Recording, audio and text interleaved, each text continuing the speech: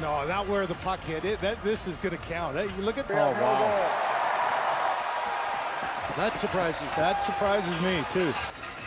I have a hard time with that one. All right, we had another, I'll just say it, controversial, perhaps even questionable goaltender interference call today. I was not surprised whatsoever to see this call made, but there's going to be a lot of discussion about it, so I want to put my 2 cents in. And I will say, I think right now, as goaltender interference exists within the NHL rulebook, it's deeply unsatisfying for fans. Every call ends up with people dissatisfied, not only because it went against their team, but because the rule just seems not to work quite properly. So in this one, halfway through the game, the Capitals are up 2-1. Carlson scores, the Leafs call for a review, and it ends up being overturned. And I say I'm not surprised because the rule book is pretty clear. For one, the question is whether a player, through their positioning or contact, impaired a goalkeeper's ability to move within their crease or stop a puck, or per 69.3, if a player obstructs a goalkeeper's vision within the crease, that's also a disallowed goal. I don't know if the NHL is going to put a ruling out on this one, but I think that was probably the bigger factor here rather than the tap on the glove.